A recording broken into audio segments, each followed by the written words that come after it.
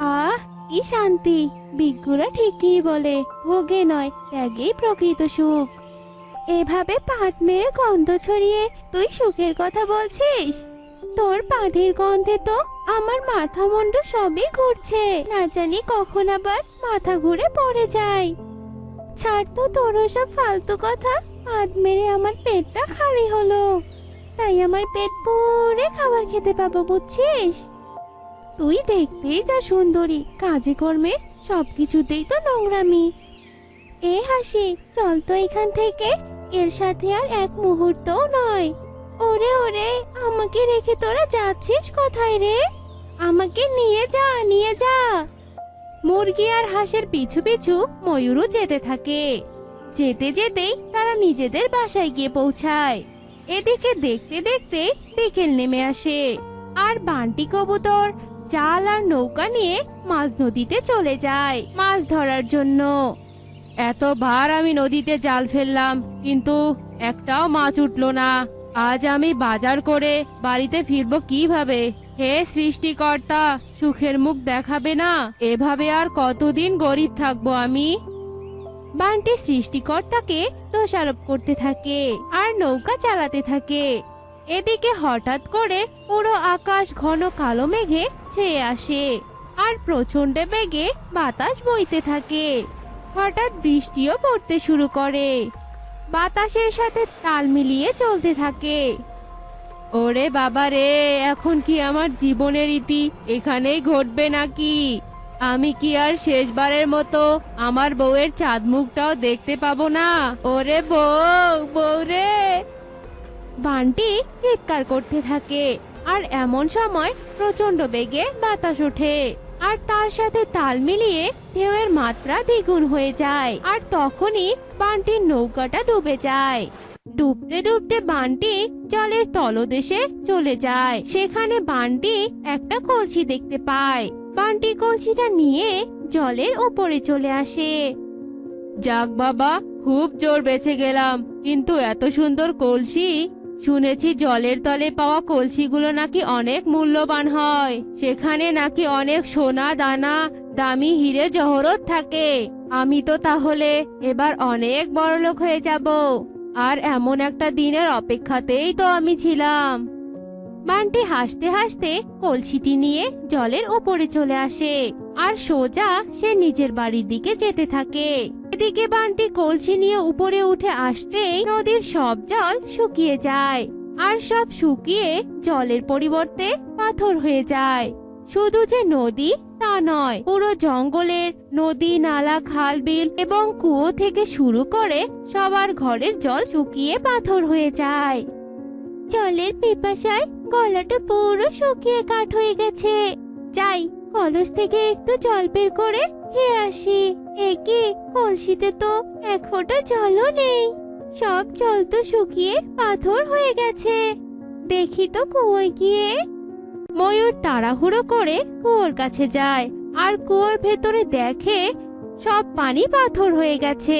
এদিকে বনের পাখিরা জল না পেয়ে হুলস্থুল কাহিনী শুরু করে দেয়। জঙ্গলের কোথাও জল নেই, এবার আমাদের কি হবে? আমরা বাঁচবো কি করে? এবার আমি আমার ছানার মুখে জল কি করে তুলে দেব? এমন অলক্ষণী কাণ্ড কেন ঘটলো? সবাই জলের জন্য ক্লান্ত হয়ে এদিক সেদিক ঘুরতে থাকে। এদিকে বান্টি তার ঘরে বসে কলসির মুখটা খুলতে থাকে, আর যেই না কলসির মুখ খুলে তখনই তার মুখে অমাবস্যার চাঁদ নেমে আসে। আমি এত কষ্ট করে কলসিটা নিয়ে এলাম, সেই কলসিতে কোনো সোনা দানা নেই। বান্টি কলসিটাকে উপর নিচ করতে থাকে, কিন্তু তাতেও কোনো লাভ হয়নি। এই না বান্টি কলসিটা কাত করে, তখনই কলসি থেকে অনবরত জল পড়তে থাকে। একই সবে মাত্র কলসিটাকে ফাঁকা দেখলাম, আর সেখান থেকে এত জল বের হচ্ছে। এই কলসি সাধারণ কোনো কলসি নয়, নিশ্চয়ই এই কলসি রহস্যময় কলসি। ওগো, তুমি এখানে বসে আছো? বাহিরে যে সব অলক্ষণী কাণ্ড ঘটে যাচ্ছে। পুরো জঙ্গলে যে নদী, নালা, খাল, বিল শুকিয়ে পাথর হয়ে যাচ্ছে। কেউ খাওয়ার জন্য এক ফোঁটা জলও পাচ্ছে না গো। সুখের কথা শুনে বান্টি মনে মনে ভাবতে থাকে, কোথাও কোনো জল নেই, কিন্তু আমার কলসিতে জল। নিশ্চয়ই কোনো জলের সাথে এই কলসির যোগসূত্র আছে। বউ, কখন থেকে এ ঘটনা ঘটছে গো? ওই রাতের বৃষ্টির পর যখন সকালের বৃষ্টি থেমে গেছে, তখন থেকে জলের এমন হাল। বান্টি সুখের কথা শুনে মনে মনে হাসতে থাকে। আমি একেবারেই ঠিকই ধরেছি, কলসিতে কোনো সোনাদানা পাইনি তাতে কি হয়েছে, কিন্তু জল তো পেয়েছি। এবার আমি এটাকেই কাজে লাগাবো। না না, আমার বউকে একদম বলা যাবে না। কখন যে কোথায় কি বলে দেবে তার ঠিক নেই। যতই হোক, মেয়ে পাখি বলে কথা। কি গো, তুমি এমন চুপ করে আছো কেন? কি ভাবছো? কই, কিছুই ভাবছি না তো। আমি খুব খিদে পেয়েছে।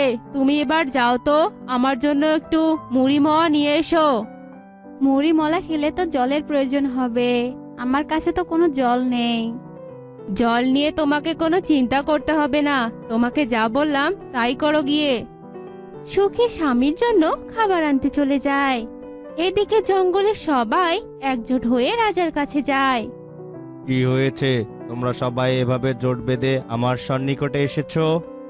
মহারাজ, আমাদের যে দুর্ভিক্ষ নেমে এসেছে। আমাদের জঙ্গলের পুকুর, নদী, নালা সবকিছু যে শুকিয়ে গেছে। শুধু যে শুকিয়ে গেছে তা নয়, সব পাথর হয়ে গেছে। আমরা যে সবাই বড় বিপদে পড়েছি। দাসী, প্রাসাদে কোনো জল নেই? না মহারাজ, প্রাসাদেও কোনো জল নেই। তাহলে এখন আমি এর সমাধান কোথায় পাবো? মহারাজ, যে করেই হোক আপনাকে এর একটা সমাধান বের করতেই হবে, নয়তো আমাদের জীবন সংশয় করবে মহারাজ। আচ্ছা ঠিক আছে, তোমরা সবাই এখন ফিরে যাও। আমি ভেবে দেখছি কি করা যায়। রাজার কথা মতো সবাই প্রাসাদ থেকে চলে যায়। রাজ্যের এমন দুরবস্থা দেখে রাজা মহা বিপদে পড়ে যায়। আর চিন্তায় রাজা এদিক সেদিক পাচারি করতে থাকে। কে পারবে আমাকে এটার সমাধান দিতে? মহারাজ, বলছিলাম কি, আপনি বরং টোনাকে ডাকুন, কারণ আমাদের রাজ্যে যে একমাত্র বুদ্ধিমান টোনাই আছে। তুমি তো ঠিক বলেছ সেনাপতি। যাও, এক্ষুনি টোনাকে জরুরি তলব করে নিয়ে আসো। রাজার আদেশে সেনাপতি টোনাকে রাজার সামনে হাজির করে। এরপর টোনাকে সব ঘটনা খুলে বলে। সব শুনে টোনা বলে, এ তো জটিল সমীকরণ মহারাজ, আমি তো কিছুতেই হিসাব মিলাতে পারছি না। তবে আপনি কোনো চিন্তা করবেন না মহারাজ, আমি এর রহস্য বের করেই ছাড়বো। আপনি শুধু আমাকে আশীর্বাদ করুন মহারাজ। আমার আশীর্বাদ সবসময়ই তোমার সাথে আছে, তুমি এগিয়ে যাও। রাজার আশীর্বাদ নিয়ে টোনা বেরিয়ে পড়ে আর পথ দিয়ে হাঁটতে থাকে। এই সমস্যা সমাধানের জন্য আমাকে জলরানীর সাথে দেখা করতেই হবে। একমাত্র জলরানীই পারবে আমাকে এর সমাধান দিতে। টোনা জলরানীর সাথে দেখা করার জন্য যেতে থাকে। এদিকে বান্টি কলসি থেকে জল বের করে নিয়ে ওগুলো বিক্রি করতে থাকে। জল নিন, জল, তাড়াতাড়ি আসুন আসুন, জল নিয়ে যান। যার কাছে যতগুলো সোনাদানা আছে তাই নিয়েই চলে আসুন, আর তার বিনিময়ে মহা মূল্যবান জল নিয়ে যান। জল জল, কে কে নিবেন? আসুন আসুন। বান্টির কথা শুনে জল নেওয়ার জন্য ভিড় জমায়। এদিকে ততক্ষণে টোনাও সেখানে এসে হাজির হয়। কোথাও কোনো জল নেই, তবে এই বান্টি জল কোথায় পেল? আবার সেই জল বিক্রিও করছে। যাকগে, এখন আমার এসব নিয়ে ভাবার সময় নেই। আমাকে এখন আগে জলরানীর সাথে দেখা করতে হবে। টোনা বান্টির বিষয় মাথা থেকে ছেড়ে ফেলে আর জলরানীর জন্য নদীর পাড়ে আসে। জলরানী, জলরানী, কোথায় তুমি জলরানী? আমার ডাকে সাড়া দাও জলরানী। কি হয়েছে কি? আমায় কেন ডাকছিস তুই? এভাবে তোমার সব জল কেন শুকিয়ে গেল? কেন জল শুকিয়ে গেছে জানতে চাস? আচ্ছা শোন তবে।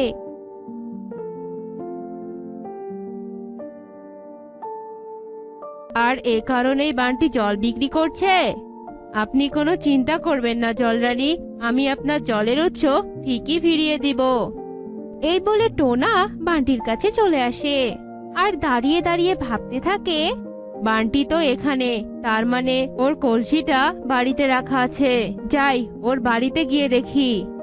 এরপর টোনা তার বাড়িতে চলে যায় আর অনেকগুলো কলসি জোগাড় করে মাথায় করে নিয়ে তার বাড়ির সামনে আসে।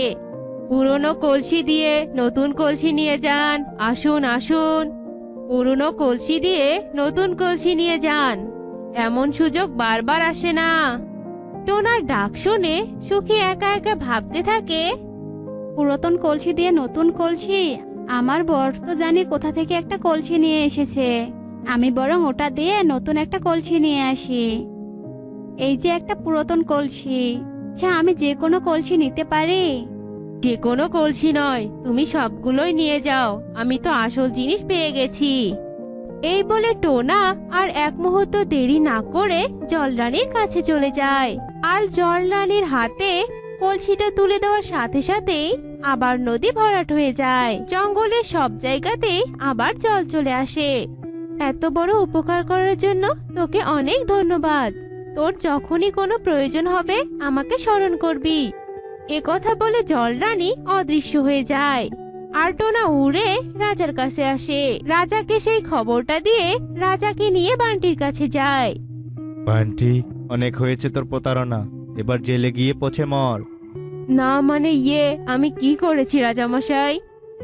এতগুলো পাখিকে বিপাকে ফেলেছিস, তুই সব পাখিকে ঠকিয়েছিস।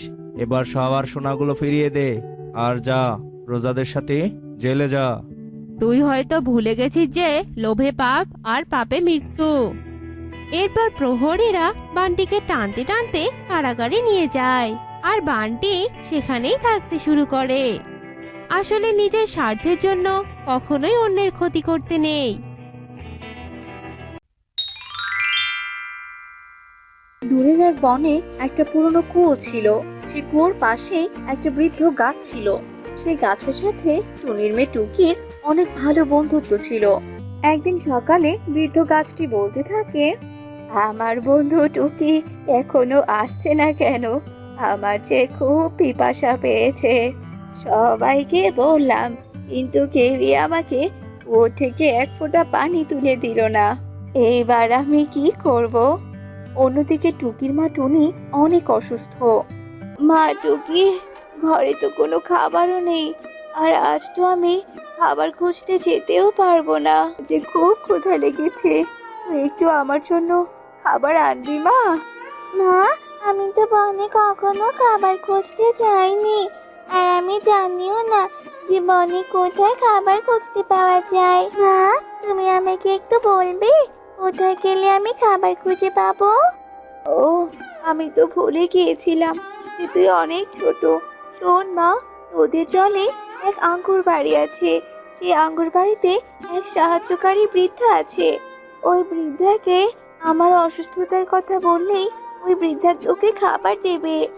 মা, আমি চললাম তবে খাবার আনতে। টুকি নদীর দিকে যাওয়ার জন্য রওনা দেয়। আর কিছুক্ষণের মধ্যেই টুকি নদীর জলে আঙ্গুর বাড়িতে এসে উপস্থিত হয়।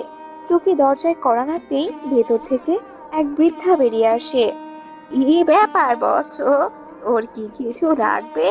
বা বন থেকে তুই কি কোনো খবর এনেছিস? বল আমাকে। টুকি বৃদ্ধাকে তার মায়ের অসুস্থতার কথা আর খাবারের কথা বলে। এরপর বৃদ্ধা আঙ্গুর বাড়ি থেকে কিছু খাবার দেয়, আর সেগুলো নিয়ে টুকি বাড়িতে চলে আসে। তুমি তো খাবার খেয়েছো, এবার আমি বনে একটু খেলতে চাই। মারে, খাবার খাওয়ার পর যে আমার শরীরটা একটু ভালো লাগছে, আমি এদিকটা সামনে নিতে পারবো। যা, তুই খেলতে যা। কি উড়ে সোজা তার বন্ধু বৃদ্ধ গাছের কাছে যায়। রাজবন্ধু, তুমি কি আমার উপর মন খারাপ করেছো দেরি করে আসার জন্য? তুমি ঠিক আছো তো টুকি? আমার আবার ভয় লাগছিল, এটা ভেবে যে তোমার আবার কিছু হয়ে গেল কিনা। আমি তো ঠিক আছি, তোমার কিছু হয়নি তো? তাহলে তুমি এত দেরি করে আসলে কেন? এরপর টুকি গাছকে তার মায়ের কথা খুলে বলে। আজকে নিশ্চয় তোমার অনেক পিপাসা পেয়েছে, তাই না?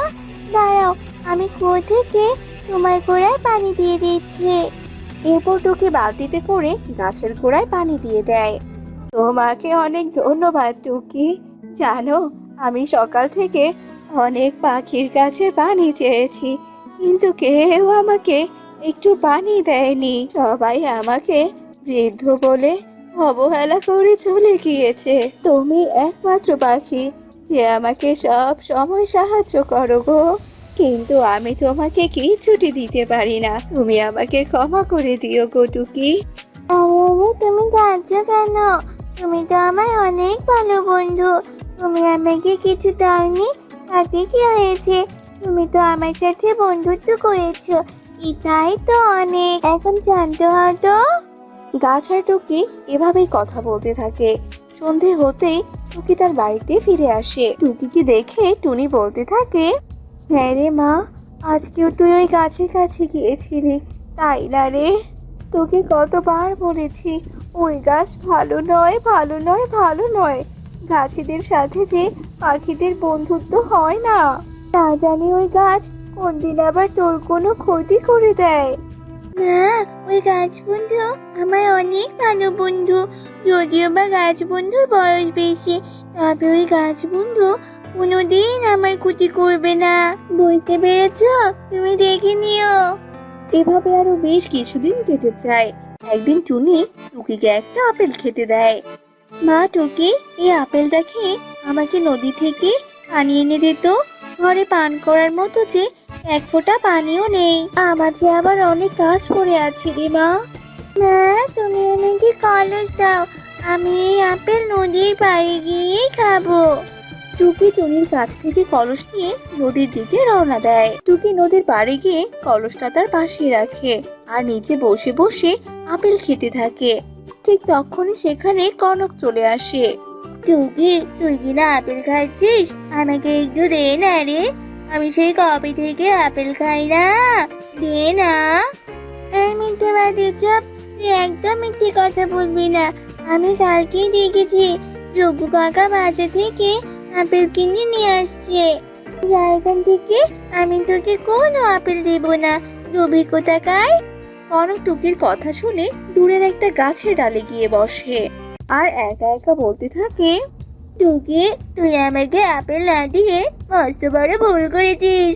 আমি তো এর শাস্তি তোকে দেবই দেব, কিন্তু আমি ওকে কি শাস্তি দেব? এই তো পেয়েছি। এবার টুকি বুঝবি মজা, কনক কি জিনিস। কনক উঠতে থাকে আর বলতে থাকে, বাঁচাও বাঁচাও, কেউ পারুলকে বাঁচাও, পারুল যে কুয়োয় পড়ে গেছে, বাঁচাও টুকি, পারুলকে বাঁচা। তুই সত্যি বলছিস? চল চল তাহলে তাড়াতাড়ি। ওরা দুজনে কুয়োর পাড়ে আসে। বৃদ্ধা গাছ তখন ঘুমিয়ে পড়েছিল। টুকি কিছুটা দূরে থেকে বলতে থাকে, পারুল, এই পারুল, তুই কোথায় আছিস? ছাড়া দে পারুল, ছাড়া দে, আমরা যে তোকে উদ্ধার করতে এসেছি। এত দূর থেকে ডাকলে পারুল কোনো কথাই শুনতে পারবে না, তুই বরং আরো কাছে গিয়ে ডাক রে। কি যেই না আর একটু সামনে যায়, ঠিক তখনই কনক টুকিকে ধাক্কা দিয়ে কুয়োর ভেতরে ফেলে দেয় আর হাসতে হাসতে বলতে থাকে, এসব আমার বুদ্ধি ছিল, আমাকে আপেল না দিয়ে অপমান করা, তাই না? এসব তারই শাস্তি, এবার মর তুই। এসব কথা বলে কনক চলে যায় আর টুকি কুয়োর পানিতে হাবুডুবু করতে করতে বলতে থাকে, বাঁচাও বাঁচাও, কে আছো? আমাকে এখান থেকে বাঁচাও। মা, আমি যে কুয়োর জলে ডুবে যাচ্ছি, বাঁচাও আমাকে। অন্যদিকে টুকি বাড়িতে না ফেরায় টুনি অনেক খোঁজাখুঁজি করে। টুকিকে খুঁজতে খুঁজতে টুনি কনকদের বাড়িতে যায়। বাবা কনক, তুই কি টুকিকে দেখেছিস রে? সে তখন থেকে মেয়েটা বাড়িতে ফিরছে না, আমার যে ভীষণ চিন্তা হচ্ছে রে। না না, আমি তো টুকিকে দেখিনি। টুনি কাঁদতে কাঁদতে সেখান থেকে চলে যায় আর বাড়িতে ফিরেও অনেক কান্না করতে থাকে। অন্যদিকে টুকি কুয়োর ভেতর থেকে কাঁদতে থাকে। অন্যদিকে গাছটি টুকির কান্না শুনে বলতে থাকে, আরে আরে, কুয়োর ভেতর থেকেই তো কান্নার শব্দ আসছে, মনে হচ্ছে কুয়োতে কেউ পড়ে গেছে। না না, পাখিটা ডুবে যাওয়ার আগেই তাকে আমার সাহায্য করা উচিত। এসব কথা বলে গাছ তার একটা ডাল বের করে কুয়োর ভেতরে পৌঁছে দেয় আর চিৎকার করে বলতে থাকে, কে কাঁদছো কুয়োর ভেতরে? আমার ডালটা ধরে উপরে উঠে এসো। এরপর টুকি গাছের ডাল ধরে উপরে উঠে আসে। গাছটা টুকিকে দেখে অবাক হয়ে যায়। কে কি টুকি, তুমি এখানে? তুমি কুয়োর ভেতরে পড়লে কি করে? টুকি গাছকে সব কথা খুলে বলে। অন্যদিকে কনক তার মাকে সবটা খুলে বলে। কনক বাবা, এটা তুই একদম ঠিক করিসনি।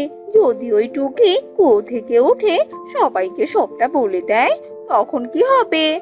মা, চলো তো আমরা গিয়ে দেখি ওই টুকি এখনো বেঁচে আছে কিনা। রাজবন্ধু, তোমাকে অনেক ধন্যবাদ। আর যদি তুমি না থাকতে তাহলে তো আমি মরে যেতাম।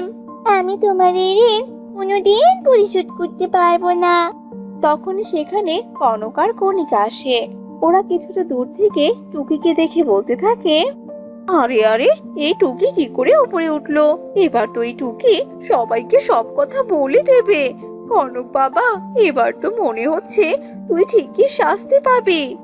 হ্যাঁ মা, চলো আমরা আবার ওই টুকিকে কুয়োতে ফেলে দেই। কনক, আমি তোকে কঠিন শাস্তি দেব। আমি তোকে আবারও কুয়োতে ফেলে দিতে এসেছি। তুই কাউকে কোনো কিছুই বলতে পারবি না। কনক আর কণিকা যেই না টুকির দিকে এগিয়ে যায়, আমি থাকতে তোরা আমার বন্ধুর কোনো ক্ষতি করতে পারবি না। দাঁড়া শয়তান, আমি তোদের দেখাচ্ছি মজা। গাছ কণিকার কনককে মারতে থাকে, আর মার খেতে খেতে ওরা সেখান থেকে পালিয়ে যায়। তখনই সেখানে টুনি আসে, আর টুকি টুনিকে জড়িয়ে ধরে। এরপর সবটা খুলে বলে, গাছ, তোমাকে অনেক ধন্যবাদ। সত্যি সত্যি টুকিমা, তুই ঠিকই বলেছিলি। গাছই তোর প্রকৃত বন্ধু, আর প্রকৃত বন্ধুর পরিচয় পাওয়া যায় বিপদে পড়লে। গাছ, আমি তোমার কাছে চিরকৃতজ্ঞ থাকবো। আর এখন আমি বাড়িতে ফিরে কনক আর কণিকাকে পুলিশে ধরিয়ে দেব। এরপর টুনি তার মেয়ে টুকিকে বাড়িতে নিয়ে যায়। এরপর থেকে টুকি আর গাছের বন্ধুত্ব আরো গভীর হয়ে যায়, আর ওরা সবাই সুখে শান্তিতে বসবাস করতে থাকে।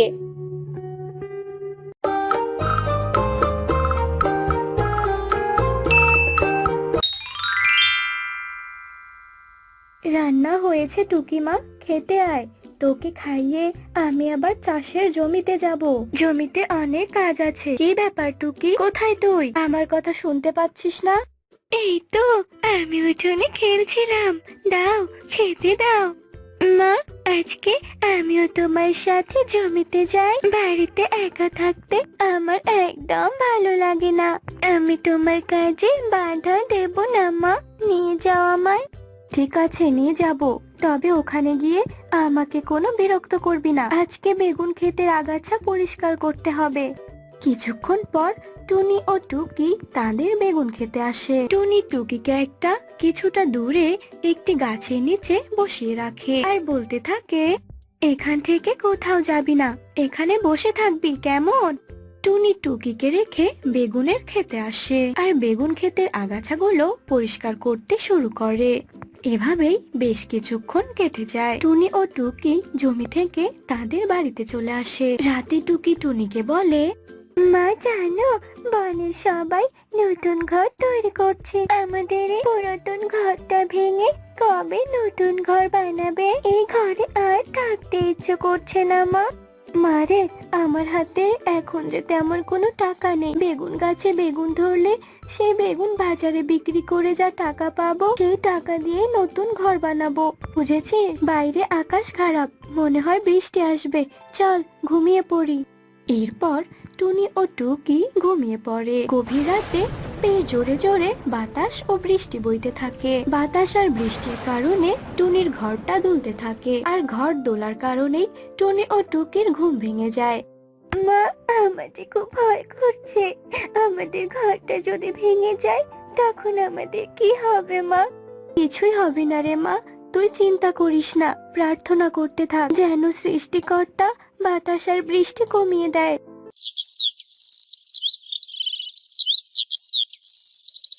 টুকি, তুই ঘরেই থাক মা, আমি বেগুন জমিটা দেখে আসি। দেখি বেগুন গাছগুলোর কোনো ক্ষতি হয়েছে কিনা। টুনি বেগুন জমির দিকে উঠতে থাকে। কিছুক্ষণ যেতেই মাটিতে লুটিয়ে পড়া একটি কলা গাছ টুনিকে ডাকে আর বলতে থাকে, এই যে পাখি, এদিকে এসো একটু। আমি যে ভীষণ অসহায় হয়ে পড়েছি, আমার অনেক কষ্ট হচ্ছে। আমি কাল রাতের বাতাসে অনেক দূর থেকে উড়ে এসেছি। আমাকে তুলে কোথাও রোপণ করে দাও, দয়া করো পাখি। এই কলা গাছটাকে আমার বেগুন জমির কাছে রোপণ করব, আর এর বেশ যত্ন করব। যখন আমার বেগুন ক্ষেতের বেগুনগুলো শেষ হয়ে যাবে তখন এই কলা গাছের কলা বাজারে বিক্রি করে আমার সংসার চালাবো। এই পাখি, কি ভাবছো এভাবে বলো তো? দয়া করো একটু, আমার অনেক কষ্ট হচ্ছে। শান্ত হও তুমি, আমি তোমাকে রোপণ করব। টুনি কলা গাছটিকে বেগুন জমিতে নিয়ে আসে আর বেগুন জমির এক কোণে রোপণ করে দেয়। এরপর থেকে টুনি বেগুন গাছের পাশাপাশি কলা গাছেরও পরিচর্যা করতে থাকে। টুনির যত্নে এদিকে যেমন বেগুন গাছের বেগুন ধরে, অন্যদিকেও কলা গাছটিও বেশ সবুজ সতেজ হয়ে ওঠে আর তাতে কলাও ধরে। কলা গাছটা বেশ সবুজ ও সতেজ হওয়ার কারণে খুব অহংকারী হয়ে ওঠে। একদিন কলা গাছ একা একা বলতে থাকে, আমি কি সুন্দর, সতেজ আর সবুজ। এখানে সকলের থেকে অনেক সবুজ ও সতেজ আমি। আমার রূপে চারদিক চিকচিক করছে আর আমার চারিদিকে কি বিশ্রী কালো বেগুনে ভর্তি। আমার গা গলিয়ে আসছে। কলা গাছের এমন অহংকারী কথা শুনে পাশ থেকে একটি বেগুন বলে ওঠে, কলা বন্ধু, এমন করে কথা বলতে নেই। তুমিও গাছ, আমরাও গাছ। সৃষ্টিকর্তা তোমাকে সবুজ বানিয়েছে আর আমাদের কালো। এসব নিয়ে এত অহংকার করতে নেই বন্ধু। এই বেয়াদব বেগুন গাছ, তোর সাহস তো কম নয়, তুই আমাকে বন্ধু বলিস? কোন সাহসে আমার সাথে কথা বলিস শুনি? যত সব নোংরা কালটু, ওদের সাথে আমার যায় না। তোরা কালো কালিছি। শোনো বন্ধু, বেশি অহংকার ভালো নয়, জানোই তো অহংকারের পরিণতি খুব খারাপ হয়। তোমার পাশে আমরা কালো বেগুন আছি, এই জন্যই তোমাকে এত সুন্দর দেখাচ্ছে, বুঝেছো? তোর সাহস তো কম নয়, তুই আমার সাথে উঁচু গলায় কথা বলে। দাঁড়া, তোকে দেখাচ্ছি মজা। অহংকারী কলা গাছ তার একটি পাতা দিয়ে বেগুন গাছকে ধাক্কা মারে আর সাথে সাথে বেগুন গাছটা মাটিতে লুটিয়ে পড়ে। আহ, ওরে বাবা রে, মরে গেলাম রে। অহংকারী কলা গাছ, আজ তুই বড় জন্য আমাকে কষ্ট দিলি। আমি তোকে অভিশাপ দিলাম, তোর এই অহংকার বেশি দিন টিকবে না। তোর মতো সামান্য বেগুন গাছের অভিশাপে আমার কিচ্ছু হবে না। এভাবেই কয়েকদিন কেটে যায়। একদিন টুনি এসে কলা গাছের ফেলে দেওয়া বেগুন গাছটিকে তুলে দেয় আর বলতে থাকে, ঝড় নেই, বৃষ্টি নেই, এই বেগুন গাছটা হেলে পড়লো কি করে? যাই হোক, এই কলা গাছের অনেক পাতা হয়েছে, মনে হয় পাতার ভারে কলা গাছটার কষ্ট হচ্ছে। আমি বরং কলা গাছের পাতাগুলো কেটে দেই। যাই যাই, বাড়ি থেকে দা নিয়ে আসি। টুনি বাড়ি থেকে দা নিয়ে আসে আর যখনই কলা গাছের পাতা কাটতে ধরে তখনই অহংকারী কলা গাছ বলে, খবরদার, আমার শরীরে হাত দেবে না। তোর থেকে আমার শরীর অনেক পরিষ্কার, দেখেছিস আমার শরীর চকচক করছে। দূরে যা, আমার থেকে দূরে যা বলছি। কি বলছো কি তুমি এসব কলা গাছ? তোমার কি মাথা খারাপ হয়েছে নাকি? আমি তো তোমার ভালোর জন্যই পাতাগুলো কাটতে চাইছি। আমাকে নিয়ে তোর এত ভাবতে হবে না। যে দেখেছিস আমাকে অনেক সুন্দর লাগছে, তখনই পাতা কাটতে এসেছিস। দূর হ বলছি, দূর হ মুখ পুরি। বুঝেছি, তোমার অহংকার হয়েছে। শোনো কলা গাছ, এত অহংকার করো না। আমি তোমার পতন দেখতে পাচ্ছি। আমি আর তোমার যত্ন নেব না। তোমার যত্ন না নিলেও চলবে, আমি এমনিতেই সুন্দরী।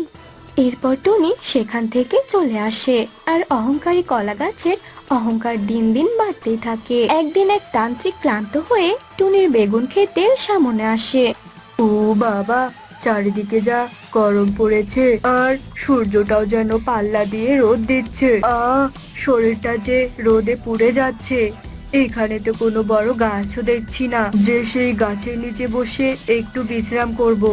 ওই তো একটা কলা গাছ, যাই ওর নিচে বসেই একটু বিশ্রাম নেই। এখন বিশ্রাম না নিলে একদম মরেই যাব। তান্ত্রিক আর কিছু না ভেবে কলা গাছের নিচে গিয়ে বসে। কলা গাছ তান্ত্রিককে দেখে বলতে থাকে, এই দুষ্টু পাজি, তোর সাহস কি করে হলো? হ্যাঁ, তোর মতো একজন দুষ্টু আমার কলা গাছের ছায়ায় বসার? চলে যা, চলে যা এখান থেকে বলছি, তোর গা থেকে দুর্গন্ধ আসছে। কি বলছিস কি কলা গাছ? আমি দুষ্টু পাখি নই, আমি হলাম তান্ত্রিক। আমাকে সম্মান দিয়ে কথা বল। তান্ত্রিক না ছাই, তোর মতো সামান্য তান্ত্রিককে আমার খুব ভালো করে চেনা আছে। তোরা হলে লজ্জা, সুন্দরী গাছ দেখলেই কাছে আসিস। সর বলছি, সরে যা। তোর সাহস তো কম নয়, তুই আমার চরিত্র নিয়ে কথা বলিস। অহংকারী কলা গাছ, দাঁড়া, তোকে দেখাচ্ছি মজা। আমি সামান্য তান্ত্রিক নাকি অসামান্য। এই বলে তান্ত্রিক জাদু করে অহংকারী কলা গাছে আগুন লাগিয়ে দেয়। আর তখনই সেখানে টুনি আসে। টুনিকে দেখে অহংকারী কলা গাছ কাঁদতে থাকে আর বলতে থাকে, বাঁচাও, আমাকে বাঁচাও, আমি মরে যাচ্ছি। টুনি, আমাকে বাঁচাও, বেগুন গাছ, আমার কষ্ট হচ্ছে, আমাকে সাহায্য করো, আমি আর কখনো অহংকার করব না, নেভাও, আগুন নেভাও। তান্ত্রিক বাবা, আপনাকে অনেক ধন্যবাদ এই অহংকারী কলা গাছকে শাস্তি দেওয়ার জন্য। এভাবেই অহংকারী কলা গাছ তার অহংকারের শাস্তি পায়। ফুলতলি জঙ্গলে একটি গাছের ডালে এক টুনি পাখি ঘর বেঁধে থাকতো। টুনি পাখি ছিল ভীষণ অহংকারী। টুনি সবসময় নিজের সৌন্দর্য নিয়ে অহংকার করত। আর টুনির বাসার পাশেই এক কাকলি কাক বাসা বানিয়ে থাকতো। টুনি দিদি, আজ পিঙ্কি দিদির মেয়ের জন্মদিন, আমাকে নিমন্ত্রণ করেছে, আমি ওখানেই যাচ্ছি, তুমি কি আমার সাথে যাবে গো? দেখ কাকলি, তোকে নিমন্ত্রণ করেছে, তুই যা, আমাকে ডাকতে এসেছিস কেন? হ্যাঁ, আর তুই ভাবলি কি করে? হ্যাঁ, আমার মতো এত সুন্দরী টুনি পাখি তোর মতো কালো ভূতনির সাথে যাবে? তোর সাথে আমাকে মানায় নাকি? হ্যাঁ টুনি দিদি, তুমি এভাবে বলছো কেন? উপরওয়ালাই তো আমাকে কালো বানিয়েছে বলো, আর এজন্যই তো আমি কালো হয়েছি, তাই না? আচ্ছা কাকুলি, তুই তোর এমন কুৎসিত কালো চেহারা নিয়ে বনে কিভাবে ঘুরে বেড়াস বলতো? তোর কি একটু লজ্জা লাগে না রে? আর দেখ আমি কত সুন্দর, আর আমি এত সুন্দর বলে বনের সব পাখিরা আমার সাথে বন্ধুত্ব করতে আসে, আর তুই কালো বলে তো তোর সাথে কেউই বন্ধুত্ব করতে চায় না। ছি ছি। দেখো টুনি দিদি, তুমি কিন্তু তোমার সৌন্দর্য নিয়ে অনেক অহংকার করে ফেলছো। মনে রেখো, সৌন্দর্যের অহংকার কিন্তু বেশি দিন থাকে না, আর একদিন দেখবে তোমার এই সৌন্দর্যের জন্য তুমি বিপদে পড়বে। ইস, হয়েছে, থাক, তোকে আর জ্ঞান দিতে হবে না রে। আমার মতো সুন্দরী টুনি কখনোই বিপদে পড়বে না, বুঝলি? তুই যা তো এখন এখান থেকে, তুই আমার সামনে আর কখনোই আসবি না, তোকে দেখলেই আমার গাটা ঘিন ঘিন করে, দূর হ বলছি। টুনির কথা শুনে কাকলি মন খারাপ করে সেখান থেকে চলে যায়। টুনি এভাবেই জঙ্গলের পাখিদের সাথে খারাপ ব্যবহার করত। এভাবেই বেশ কিছুদিন কেটে যায়। একদিন জঙ্গলের পাখিরা টুনির কাছে আসে। কি গো টুনি দিদি, তুমি এভাবে আপন মনে গান গেয়ে ঘুরে বেড়াচ্ছ যে? বর্ষাকাল তো চলে এলো, তুমি তোমার বাসাটা মজবুত করবে না? তা বলছি কি টুনি দিদি, আমরা তো বনের সকলে মিলে কাঠ সংগ্রহ করতে যাচ্ছি, তুমিও চলো না আমাদের সাথে? শোনো বিউটি দিদি, আমাকে নিয়ে তোমাদের অত ভাবতে হবে না, বুঝেছো? আমারটা আমি নিজেই বুঝে নেব, আর তোমাদের মতো কুৎসিত পাখিদের সাথে আমি কিছুতেই যাব না। যাও যাও, তোমরা যাও তো এখান থেকে। বাবা টুনি দিদি, আজকাল দেখছি তোমার রূপের যা তেজ হয়েছে, তোমাকে তো কোনো ভালো কথা বলাই যায় না। তোমার এই রূপের অহংকারের পতন একদিন ঠিক হবে, দেখে নিও। এই চলো তো, চলো সবাই, আমরা এই অহংকারী টুনির কাছে কেউ আসবো না। এসব কথা বলে জঙ্গলের পাখিরা সেখান থেকে চলে যায়। আর টুনি মনে মনে ভাবতে থাকে, আমি কিনা ওদের মতো কুৎসিত পাখিদের সাথে বনে কাঠ আর ফল সংগ্রহ করতে যাব? আমার মনে হয় কোনো মান সম্মান নেই, আর এই পাখিদের শখ কত, আমাকে নিয়ে যেতে এসেছে যত সব। এভাবে বেশ কয়েকদিন কেটে যায়। অহংকারী টুনি বনের সব পাখিদের সাথে এভাবে সব সময় খারাপ ব্যবহার করত, আর নিজের সৌন্দর্য নিয়ে অনেক অহংকার করত, আর কারণে অকারণে পাখিদের অপমান করত। এরপর বর্ষাকাল চলে আসে। একদিন মিঠু তোতা নামে বৃদ্ধ পাখি টুনির বাড়িতে আশ্রয়ের জন্য আসে। মারে, কেউ বাসায় আছিস? আমাকে একটু আশ্রয় দিবি? আমি যে বৃষ্টিতে একেবারে ভিজে যাচ্ছি। এভাবে বৃদ্ধা মিঠু তোতা টুনির দরজা ধাক্কাতে থাকে, আর তখনই টুনি রেগে দরজা খুলে বলতে থাকে, এই যে বুড়ো, আপনার সমস্যাটা কি বলুন তো? এভাবে চিৎকার করছেন কেন? আর দিলেন তো আমার শান্তির ঘুমটা নষ্ট করে। এই বৃষ্টির দিনে কত আরাম আয়েশ করে আমি ঘুমাচ্ছিলাম, আর আপনি এসে আমার ঘুমটাই নষ্ট করে দিলেন। এখন যদি ঘুম না হওয়ার জন্য আমার চোখের নিচে কালো দাগ পড়ে, তখন কি হবে? হ্যাঁ, তখন তো আমার সৌন্দর্য কমে যাবে। যে শোনেন, আপনি চলে যান তো এখান থেকে, আমি আপনাকে কোনো আশ্রয় দিতে পারবো না। মারে, এমন করে বলিস না রে মা, আমায় একটুখানি আশ্রয় দে, বৃষ্টি থেমে গেলে আমি তো চলে যাব, একটু দয়া কর মা। এই যে শুনুন, কানের কাছে একদম ঘ্যান ঘ্যান করবেন না। আপনার মতো এরকম কুৎসিত পাখিকে আমি কিছুতেই আশ্রয় দিতে পারবো না। আর আপনাকে কেই বা আশ্রয় দেবে? হ্যাঁ, আপনার শরীর তো পুরোই ভেজে গেছে। ছি ছি, কত নোংরা লেগে আছে। আপনি চলে যান তো এখান থেকে। আমি কিছুতেই আপনাকে আশ্রয় দিতে পারবো না। এইসব চিৎকার শুনে পাশ থেকে কাকলি কাক বলে ওঠে, এই যে বৃদ্ধা মেশো, আপনি আমার ঘরে এসে আশ্রয় নিন। ওই টুনি দিদি আপনাকে কিছুতেই আশ্রয় দেবে না। সে তো তার সৌন্দর্যের মোহে পড়ে আছে। অন্যদের কষ্ট কি করে বুঝবে সে? আসুন মেশো, আমার ঘরে আসুন। এরপর বৃদ্ধা মিঠু তোতা কাকলি কাকের ঘরে গিয়ে আশ্রয় নেয়। আর তখন টুনি মনে মনে ভাবতে থাকে, এই কাকলি তো বড্ড বার বেড়ে গেছে। ওকে কিছুতেই এখানে থাকতে দেওয়া যাবে না। সব সময় আমার পেছনে লেগেই থাকে। ওকে যেভাবেই হোক এখান থেকে তাড়াতেই হবে, সে যে করেই হোক। পেয়েছি একটা বুদ্ধি। কাকলি, তোকে কিভাবে এবার মজা দেখাই সেটা কালকেই বুঝবি। এভাবেই সেই দিনটা কেটে যায় আর বৃষ্টিও থেমে যায়। তখন টুনি কাকলির কাছে গিয়ে মিষ্টি সুরে বলতে থাকে, কাকলি, ও কাকলি, শোনো, আমরা তো প্রতিবেশী, তাই এত ঝগড়াঝাটি আর হিংসে করে কি হবে বলো? চলো আজ থেকে আমরা বন্ধু হয়ে যাই আর সব সময় আমরা মিলেমিশেই থাকবো। টুনির মুখে এমন মিষ্টি কথা শুনে কাকলি কাক তো ভীষণ অবাক হয়ে যায়। আরে আরে টুনি দিদি, তুমি সত্যি সত্যি বলছো নাকি? আমার তো বিশ্বাসই হচ্ছে না। আজকে সূর্য কোন দিকে উঠেছে গো? পূর্ব দিকে নাকি পশ্চিম দিকে? দূর পাগলি, কি যে বলিস না তুই। সূর্য তো পূর্ব দিকেই উঠেছে। শুনেছি পাশের জঙ্গলে একটা বড় আম গাছ আছে। চল না, আমরা দুজনে গিয়ে সেখান থেকে মন ভরে আম খেয়ে আসি। ঠিক আছে, তুমি যখন এত করে বলছো তবে তাই চলো। কাকলিকা টুনির এমন মিষ্টি কথা বিশ্বাস করে আর টুনির সাথে আম গাছের কাছে যায়। আর তখনই টুনি মনে মনে বলতে থাকে, আরে বোকা কাকলি, তুই আমার চালাকি তো কিছুই বুঝতে পারলি না।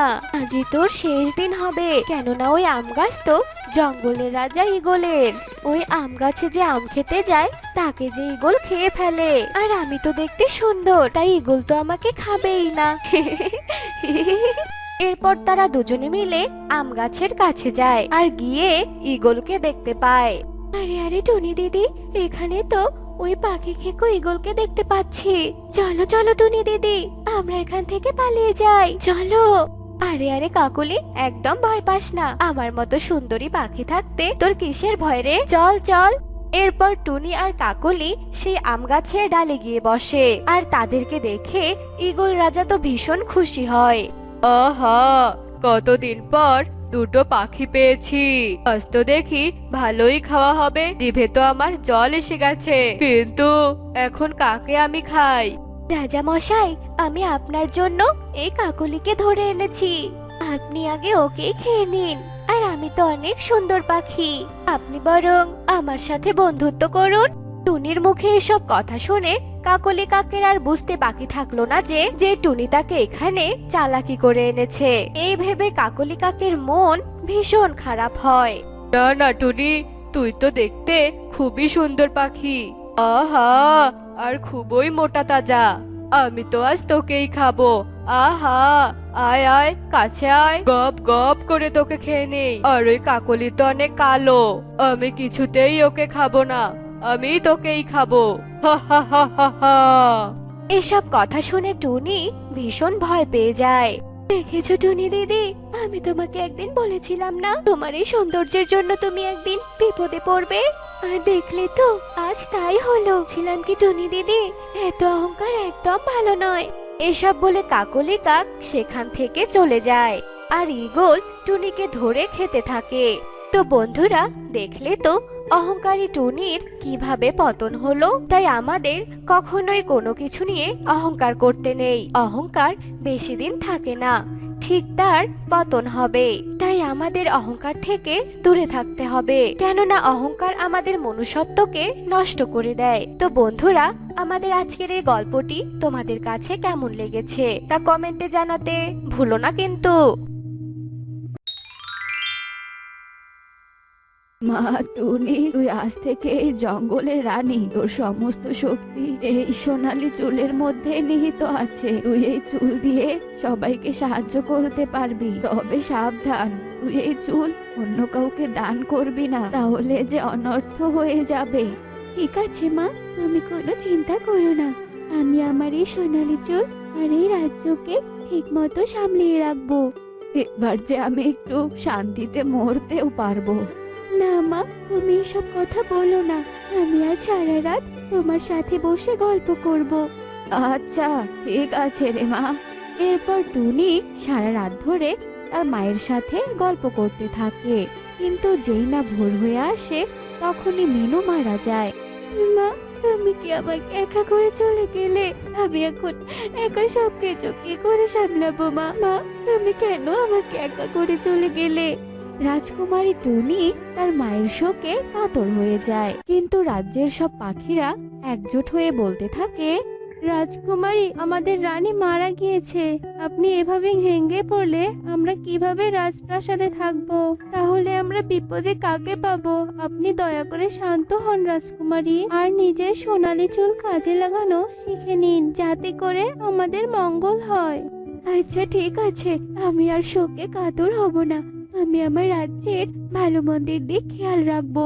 তোমরা যাও আর মহারানীর শেষ সৎকারটুকু করে নাও। তথা আজ্ঞা রাজকুমারী। আর শোনো তোমরা, আমার রাজ্যে অভিষেক হবে, আর তোমরা সেই অনুষ্ঠানে উপস্থিত থাকবে। যথা আজ্ঞা রাজকুমারী। আমার মাথায় এই রাজবংশের মুকুট উঠেছে, আমি এখন থেকে এর মর্যাদা রাখবো। জয় রানী টুনির জয়। সবাই রানী টুনির জয়ধ্বনি দিতে থাকে। ঠিক তখনই একটা পাখি কাঁদতে কাঁদতে আসে। রানীমা, আমাকে সাহায্য করুন রানীমা, আমার মেয়েটা যে মরতে বসেছে। কোনো ঔষধই আমার মেয়ের উপর কাজ করছে না রানীমা। কেঁদো না তুমি। আর কোথায় তোমার মেয়ে? আমাকে সেখানে নিয়ে চলো। এরপর টুনি শালুকে নিয়ে তার বাড়িতে যায়, আর টুনি শালুকে দেখে বলতে থাকে, এই মেয়ে তো অনেক কঠিন রোগে আক্রান্ত হয়েছে, তবে চিন্তা নেই, এক্ষুনি আমি সব ঠিক করে দিচ্ছি। টুনির মাথার চুল দিয়ে শালুকে ছোঁয়ায়, আর শালু অলৌকিকভাবে সুস্থ হয়ে যায়। আমার মেয়ে তো সুস্থ হয়ে গেছে। মহারানী, আপনাকে অনেক ধন্যবাদ। আজ আপনার কারণে আমি আমার মেয়েকে আবার ফিরে পেয়েছি। আমি তোমাদের ভালোর জন্যই নিযুক্ত হয়েছি। আমার বাবা মা তোমাদের ভালোর জন্য প্রাণ দিয়েছে। আমিও আমার শেষ পর্যন্ত তোমাদের জন্য লড়ে যাব। এরপর টুনি তার কাজ শেষ করে প্রাসাদে ফিরে যায়। এদিকে দেখতে দেখতে রাত হয়ে আসে, আর টুনির মাথার চুলের গুণের কথা সবার মাঝে ছড়িয়ে পড়ে। সব শুনে পাশের জঙ্গলের রাজকুমার মনে মনে ভাবে, ওই মায়াবতী রানীকে যদি আমি আমার মনের রানী বানাতে পারি, তাহলে আমার জয় আর কেউ আটকাতে পারবে না। আমি কাল সকালেই বিবাহের প্রস্তাব পাঠাবো। এই ভেবে রাজকুমার কোনো রকমে সারা রাত কাটিয়ে দেয়। এরপর দেখতে দেখতে সকাল হয়ে আসে, আর রাজকুমার নিজের বিয়ের প্রস্তাব নিয়ে রানীর সামনে হাজির হয়। মহারানী, আপনি একটা পরীক্ষার মধ্য দিয়ে যাচ্ছেন, সেটা আমি জানি। আর আপনার এই পরীক্ষার মাঝে একজন সঙ্গী প্রয়োজন। আর আপনি যদি আমাকে বিয়ে করে সেই সুযোগটা দিতেন, তাহলে আমি নিজেকে যোগ্য ব্যক্তি বলে মনে করতাম। রাজকুমারের কথা শুনে টুনি কিছু একটা ভেবে বলে, আচ্ছা ঠিক আছে, আমি আপনাকে বিয়ে করতে রাজি। এরপর রাজকুমারের সাথে টুনির বিয়ে হয়ে যায়, আর দুজনে মিলে সুন্দরভাবে রাজ্য পরিচালনা করতে থাকে।